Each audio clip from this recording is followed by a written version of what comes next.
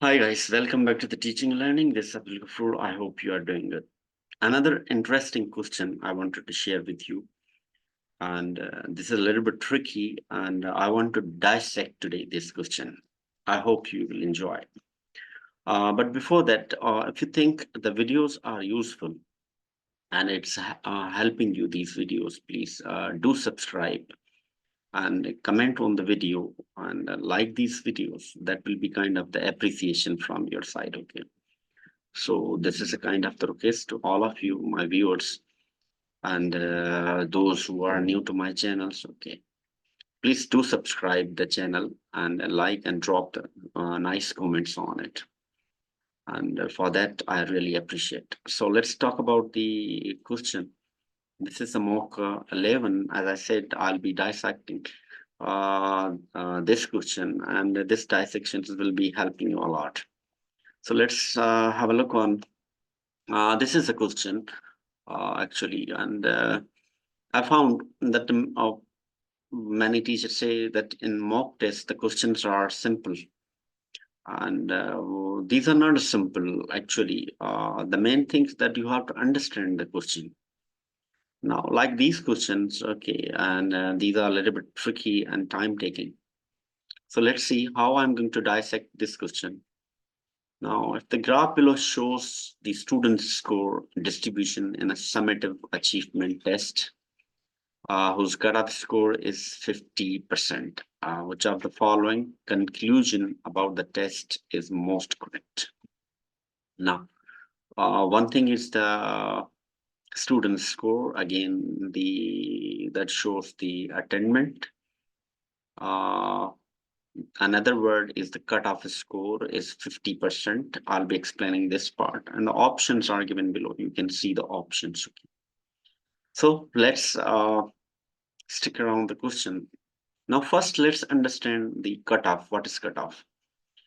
Let me clear the cutoff is not actually passing percentage. Cutoff, that means a standardized term that has been used in psychology, which is a psychometric, in which they have to set the parameters or benchmarks based on the the experts advisement or any stakeholder or any authority uh, to what we call the evaluation or set the criteria for the passing mark or certain for we use also for the recruitment as well as so there's a two parts of the cutoff. One is the high cutoff and the low cutoff. Okay, now how we use the high cutoff and the low cutoff when the test score, when the participants are more and the score is the highest.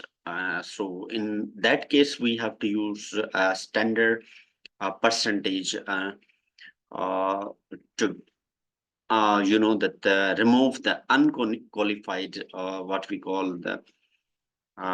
call candidates, or by that way we set a criteria that we can set an average percentage of the passing marks. Okay, if the score is low, then we have to make it the low cutoff from there, and again the average and set benchmark accordingly. Okay, accordingly that one. Now here they set the cutoff score as a 50%. So maybe the passing marks are 60 and they set a cutoff the 50% according to the test. Now let's see what they are asking that according to this table, this graph, okay, what is the test? Okay, what kind of the test is not reliable, or test is biased, test is difficult, or test is valid? Okay, so we have to choose an appropriate the answer. If you look at the horizontal line or vertical line, that shows the number of student, and the horizontal shows the score for these students. I have put a line for each, what we call the number or category of the students. If you look at the 10, the number of students who secure the 10, a number of students who secure 20 marks, number of students who secure 30 and number of secure 40, and likewise you can see here. So if you look at the score, which is the highest band showing on over here, these are the 30 to 40 score, which secured, if you look at this on this graph, that the 20 of the student who secured the 30 to 40 percent score. So this is the test, okay, problem. And as you can see here, the 12 number of the students, okay, they secure the 50 percent of the score. So that's the cutoff score, which is the 50% of the passing marks over here. And even in the 60, 70, they are very less, 5% they got it around the 60 score, and the rest of are below in this one. So the cutoff score, the 50 to average, to reduce the number of more candidates from passing or anything, to let them pass in the test. Okay, so this is the explanation over here. Now we have to look at that either the test is what we call biased, or test is a valid, test is a difficult, or test is not reliable. So we have to see these components, that what exactly the answer is. Okay, now first let me clear the bias test. We call that when we have when you are letting the children or students to cheat, or when a teacher is helping to certain students, or kind of the explaining the certain students. That's why we call the test is biased. So over here, this is not talking about anything about the test bias. So this is the eliminated or the removed option. Okay, now look at the first option, that is the test is not reliable. Now in my previous video, I have explained the reliability and the validity. So how we measure the reliability and validity? When we measure the performance of the students in the same test. Okay, so if suppose if you're going to look at over here the test of and the same test, but there's a twicely conducted.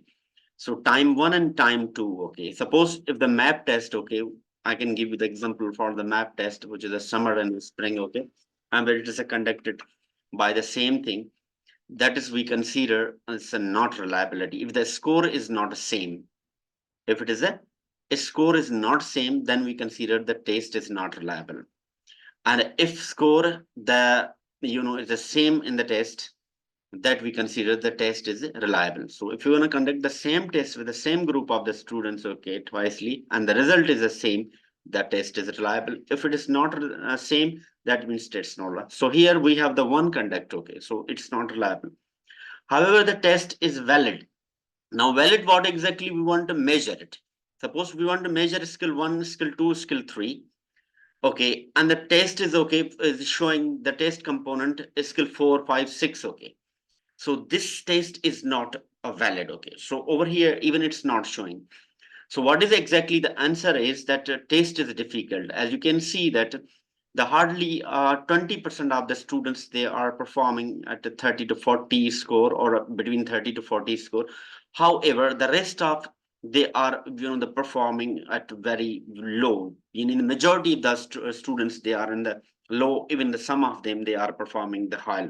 So this is what exactly the option is. The test is difficult. So I wanted to share these component. I'm sure this will gonna help you a lot. Okay, so if you have any question related to this question or anything, I have already explained the reliability and validity, so you can watch my video. The link will be, you will be finding in the description. Okay, so I hope this video will help you a lot. So if you are new to the channel, please do subscribe and support this pedagogy TLS learning. We'll be meeting in the next lesson. Till then, stay blessed and thank you so much.